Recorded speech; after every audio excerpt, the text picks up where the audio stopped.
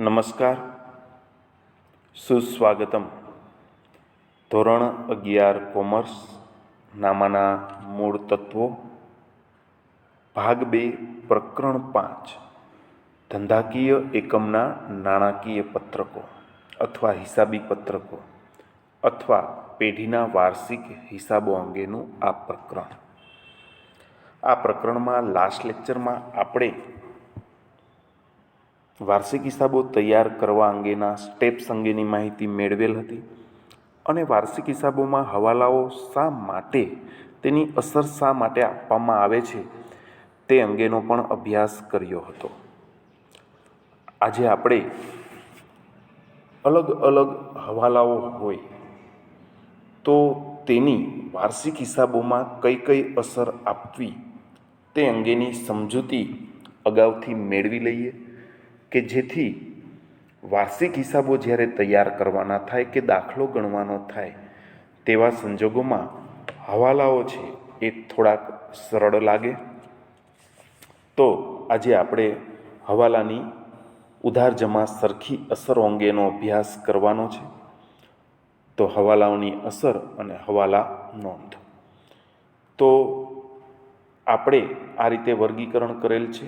ક્રમ, હવાલો કઈ છે, જે હવાલો છે એ મુજબ હવાલાની અસરો કઈ કઈ આપવામાં આવશે અને તેની હવાલા નોંધ શું થશે તે અંગેની સમજૂતી છે.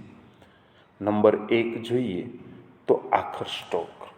કાચા સરવૈયાના અંતે આખર સ્ટોક અંગેનો હવાલો આપેલ હોય તો તેની કઈ કઈ અસર આપવી. તો આખર સ્ટોક શેનો હોય તો કે માલનો હોય. તો આપણે સમજ્યા તે મુજબ માલ અંગેનું ખાતું છે તે વેપાર ખાતામાં સમાવવામાં આવે છે, એટલે એક અસર વેપાર ખાતે આવશે તે સમજી શકાય તેમ છે. બીજી રીતે જોઈએ તો આખર સ્ટોક એ એક પ્રકારની ચાલુ મિલકત છે અને મિલકત પાકા સરવૈયામાં મિલકત લેણા બાજુ દર્શાવવામાં આવે છે. તો આ આખર માલનો સ્ટોક છે એ વેપાર ખાતામાં જમા બાજુ દર્શાવવામાં આવશે, એટલે એક અસર જમા થશે અને બીજી અસર મિલકત લેણામાં એટલે કે ઉધાર બાજુ દર્શાવવામાં આવશે, તેથી બીજી અસર ઉધાર થશે. તો હવે અસરો જોઈએ તો આ રીતે આવશે. પાકા સરવૈયામાં મિલકત લેણા બાજુ એટલે એક ઉધાર અસર થઈ, વેપાર ખાતે જમા બાજુ દર્શાવવામાં આવશે એટલે બીજી જમા અસર થઈ. હવાલા નોંધ આ રીતે થશે. આખર સ્ટોક ખાતે ઉધાર, તે વેપાર ખાતે જમા. તો આ એની એક હવાલા નોંધ અથવા આ નોંધને આખર નોંધ તરીકે પણ ઓળખી શકાય છે. ત્યારબાદ આગળ વધીએ તો હવાલા નંબર 2, ચૂકવવાના બાકી ખર્ચા.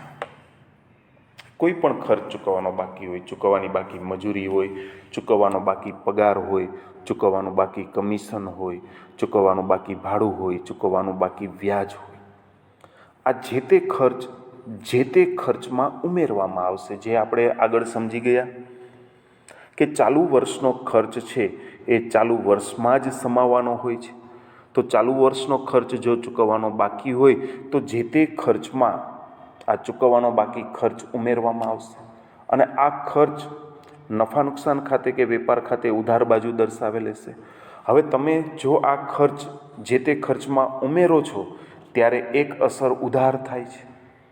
ટૂંકમાં યાદ રાખવાનું કે જમા બાજુ હોય ને એ બાજુ આપણે ઉમેરતા હોય તો જમા અસર, ઉધાર બાજુ હોય અને એ બાજુ આપણે ઉમેરતા હોય તો ઉધાર અસર, અને જો બાદ કરતા હોય તો વિરુદ્ધ અસર.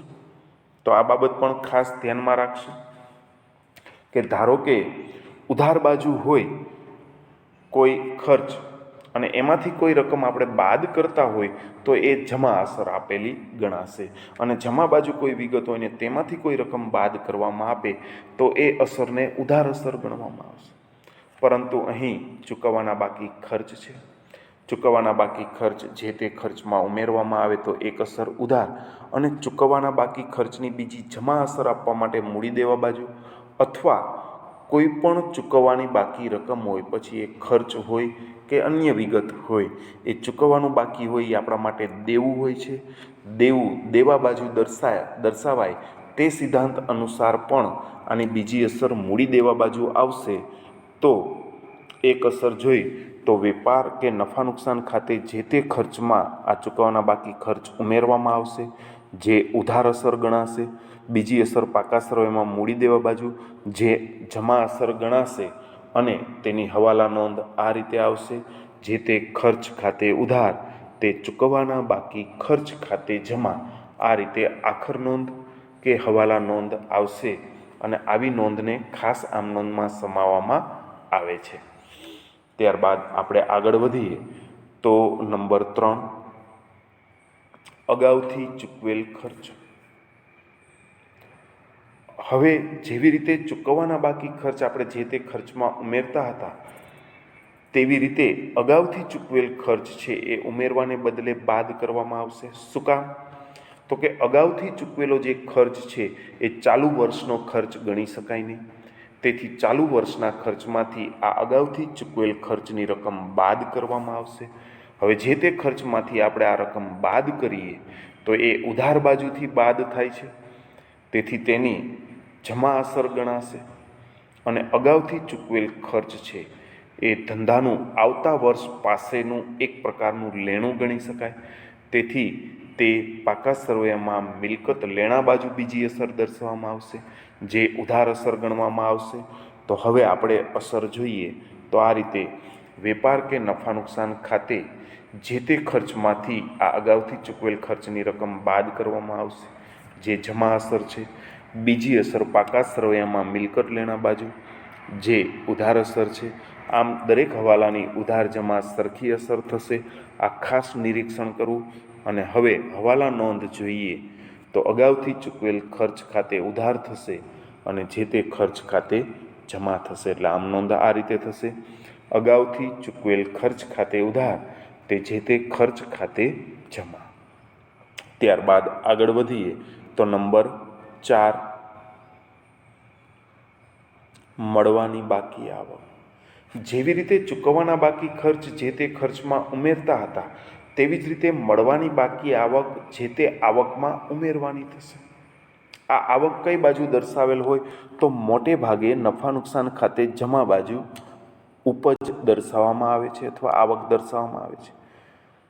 ધારો કે કમિશન છે અને મળવાનું બાકી છે, તો જે તે કમિશનમાં મળવાનું બાકી કમિશન ઉમેરવામાં આવશે, અને આ જમા અસર ગણાશે. કારણ કે આવક કે ઉપજ નફા નુકસાન ખાતે જમા દર્શાવેલ હોય, અને તેમાં આ મળવાની બાકી આવક ઉમેરવામાં આવે તો તે જમા અસર. અને બીજી રીતે જોઈએ તો મળવાની બાકી આવક એ એક પ્રકારનું લેણું કહેવાય. લેણું લેણા બાજુ એટલે કે મિલકત લેણા બાજુ બીજી અસર દર્શાવાય. તો પાકા સરવૈયામાં મિલકત લેણા બાજુ બીજી અસર એટલે જે ઉધાર અસર ગણાશે.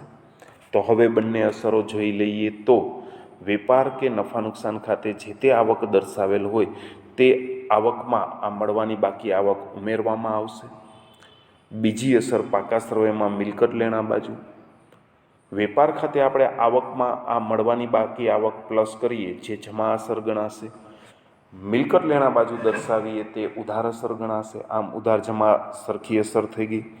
હવે હવાલા નોંધ જોઈએ તો આ રીતે આવશે: જે તે મળવાની બાકી આવક ખાતે ઉધાર, તે જે તે આવક ખાતે જમા. ધારો કે કમિશન હોય તો મળવાના બાકી કમિશન ખાતે ઉધાર, તે કમિશન ખાતે જમા. આ રીતે આ નોંધ થશે. ત્યારબાદ આગળ વધીએ તો નંબર 5, અગાઉથી મળેલ આવક. તો ટૂંકમાં આપણે યાદ કરવું હોય તો બાકી હોય એ ઉમેરાય અને અગાઉથી હોય એ બાદ થાય, એમ પણ આપણે યાદ રાખી શકીએ. અગાઉથી મળેલ આવક એ આવતા વર્ષની આવક છે, જે ચાલુ વર્ષમાં સમાવાય નહીં. તે સિદ્ધાંત અનુસાર અગાઉથી મળેલ આવક જે તે આવકમાંથી બાદ કરવામાં આવશે, અને અગાઉથી મળેલ આવક એ આવતા વર્ષ પ્રત્યેનું આપણું એક પ્રકારનું દેવું ગણાય. તેથી બીજી અસર મૂડી દેવા બાજુ દર્શાવવામાં આવશે. અગાઉથી મળેલ આવક આપણે જે તે આવકમાંથી બાદ કરીએ, એટલે કે જમા બાજુથી બાદ કરીએ તો તે ઉધાર અસર ગણાશે. અને બીજી અસર પાકા સરવૈયામાં મૂડી દેવા બાજુ દર્શાવીએ જે જમા અસર ગણાશે તો અસર આ રીતે આવશે: વેપાર કે નફા નુકસાન ખાતે જે તે આવકમાંથી આ અગાઉથી મળેલ આવક બાદ કરવામાં આવશે. અને તેની બીજી અસર પાકા સરવૈયામાં મૂડી દેવા બાજુ દર્શાવવામાં આવશે. અને તેની હવાલા નોંધ આ રીતે થશે: જે તે આવક ખાતે ઉધાર તે અગાઉથી મળેલ આવક ખાતે જમા. આ અગાઉથી મળેલ આવક ખાતે જમા શું કામ, આ પ્રશ્ન પણ થવો જોઈએ. તો અગાઉથી મળેલ આવક એ એક પ્રકારનું આપણા માટે દેવું છે. અને જ્યારે આપણે ખાસ આમનોંધ શીખ્યા ત્યારે મેં કહેલ હતું કે મળવાનું બાકી એ આપણા માટે લેણું કહેવાય. લેણા ખાતે ઉધાર થાય એટલે અહીં આગળની જે હવાલા નોંધ છે તેમાં મળવાની બાકી આવક ખાતે ઉધાર અને જે તે આવક ખાતે જમા થાય છે. તેવી જ રીતે અગાઉથી મળેલ આવક એ દેવું કહેવાય. દેવા ખાતે જમા થાય તે સિદ્ધાંત અનુસાર અગાઉથી મળેલ આવક ખાતે જમા થશે તો સામે જે તે આવક ખાતે ઉધાર થશે. આ રીતે આપણે ખાસ આમ નોંધમાં સમજ્યા હતા. ત્યારબાદ આગળ વધીએ તો નંબર 6, મિલકત પરનો ઘસારો. તો આપણે ઘસારાના પ્રકરણમાં પણ ઘસારા અંગેની વિગત સમજી ગયા હતા. કોઈ પણ મિલકતનો સમય પરિબળને કારણે કે વપરાશ પરિબળને કારણે મિલકતની કિંમતમાં જે ક્રમશઃ ઘટાડો થાય છે તેને ઘસારા તરીકે ઓળખવામાં આવે છે. અને આ ઘસારો જે તે મિલકતની કિંમત ઘટાડે છે. તેથી એક અસર જે તે મિલકતમાંથી આ ઘસારોની રકમ બાદ કરવાની થશે. હવે મિલકત પાકા સરવૈયામાં મિલકત લેણા બાજુ દર્શાવેલ હોય. મિલકત લેણા એટલે એક પ્રકારની ઉધાર બાજુ ગણાય. હવે તેમાંથી તમે ઘસારો બાદ કરો છો, એટલે કે ઉધાર બાજુથી તમે બાદ કરો છો તો તેને વિરુદ્ધ અસર ગણાય. એટલે કે ઉધારની વિરુદ્ધ અસર જમા અસર ગણાય. એટલે એક જમા થઈ, બીજી ઉધાર અસર આપવાની થાય. તો ઘસારો છે એ મિલકતની કિંમત ઘટાડે છે અને મિલકતની કિંમત ઘટે એ ધંધા માટે એક પ્રકારનું ખર્ચ કે નુકસાન ગણાય. અને આ ખર્ચ કે નુકસાન નફા નુકસાન ખાતે ઉધાર દર્શાવવામાં આવે છે. તો બીજી અસર નફા નુકસાન ખાતે ઉધાર કરવામાં આવશે. તો હવે જો અસરો જોઈએ તો આ રીતે નફા નુકસાન ખાતે એક ઉધાર બાજુ આ ઘસારો દર્શાવવામાં આવશે. એટલે એક અસર ઉધાર થઈ. પાકા સરવૈયામાં મિલકતમાંથી આ રકમ બાદ કરવામાં આવશે એટલે ઉધારમાંથી બાદ એટલે જમા અસર થઈ. આમ ઉધાર જમા સરખી અસર થશે.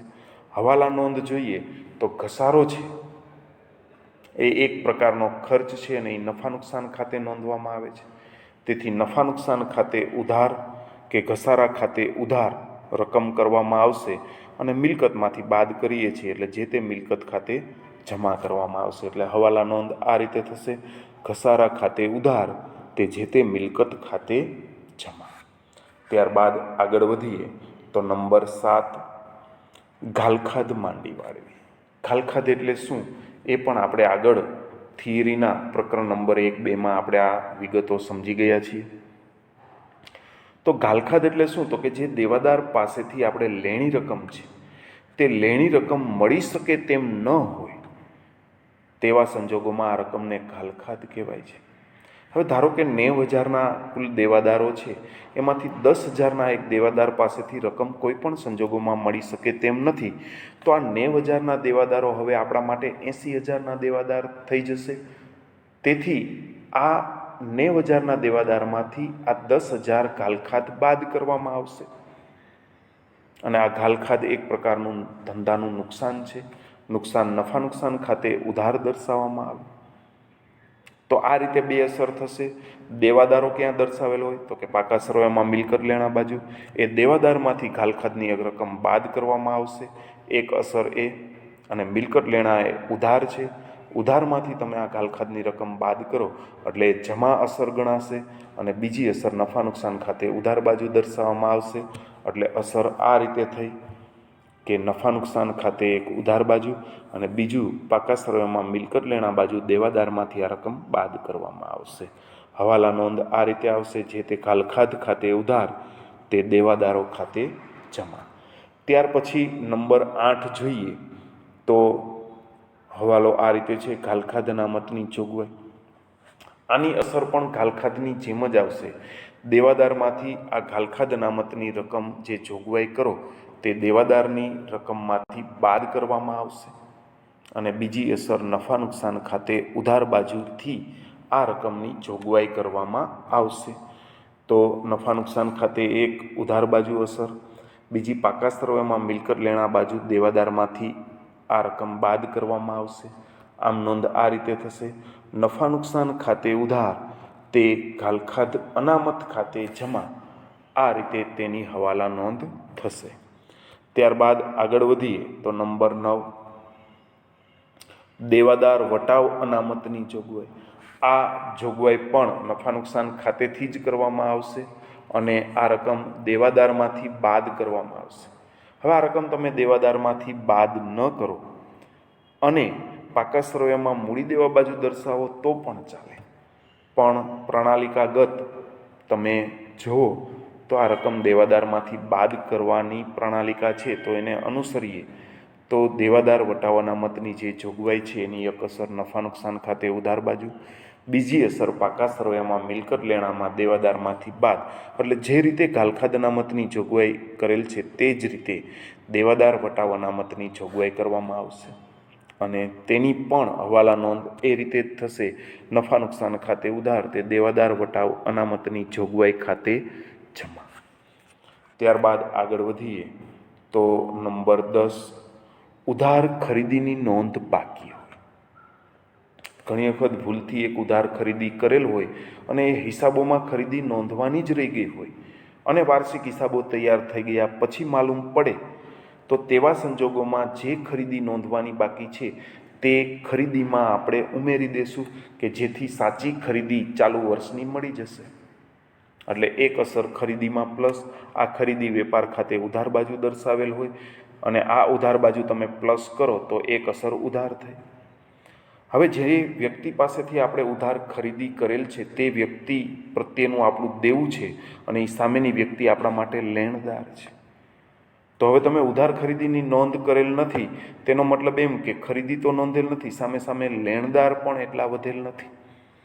તો તમે જેટલી રકમ ખરીદીમાં પ્લસ કરો છો તેટલી જ રકમ તમારે સામે લેણદારમાં પ્લસ કરવાની રહેશે. ખરીદીમાં પ્લસ કરો છો ત્યારે ઉધાર અસર છે. લેણદાર મૂડી દેવા બાજુ દર્શાવેલ હોય, જમા બાજુ દર્શાવેલ હોય, તેમાં તમે આ રકમ પ્લસ કરો છો તો તે તમે જમા અસર આપેલ ગણાય. આમ એક ઉધાર અસર અને એક જમા અસર થઈ ગઈ.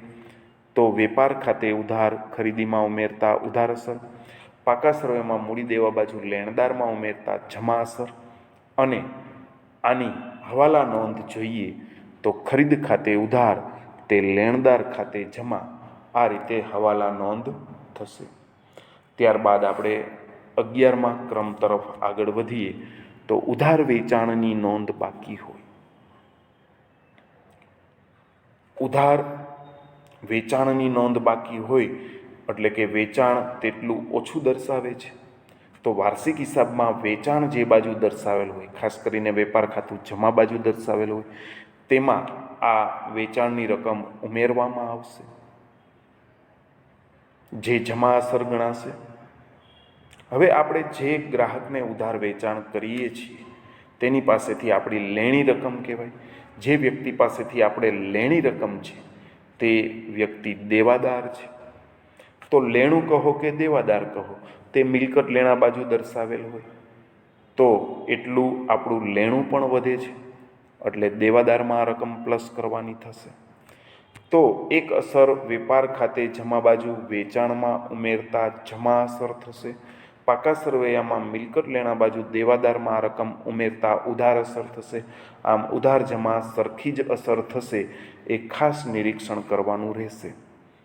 અને તેની હવાલા નોંધ જોઈએ તો આ રીતે દેવાદારો ખાતે ઉધાર તે વેચાણ ખાતે જમા, આ રીતે તેની હવાલા નોંધ કે આખર નોંધ થશે.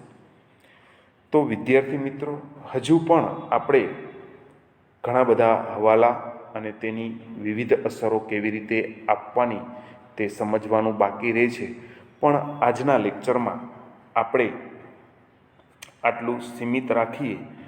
તો આજે આપણે કુલ 11 હવાલા, તેની હવાલા અંગેની અસરો વાર્ષિક હિસાબમાં કેવી રીતે આપવી તે સમજવાનો પ્રયત્ન કર્યો અને સાથે તેની હવાલા કે આખર નોંધ એટલે કે તેની આખર આમ નોંધ કેવી રીતે લખાય તે પણ સમજવાનો પ્રયત્ન કર્યો. આશા રાખું છું આ દરેક હવાલાની વાર્ષિક હિસાબોમાં અસર કેવી રીતે આપવી તે તમને સમજાઈ ગયું હશે અને તેવી અપેક્ષા સાથે મારું લેક્ચર અહીં પૂર્ણ કરું છું. આભાર અને અસ્તુ.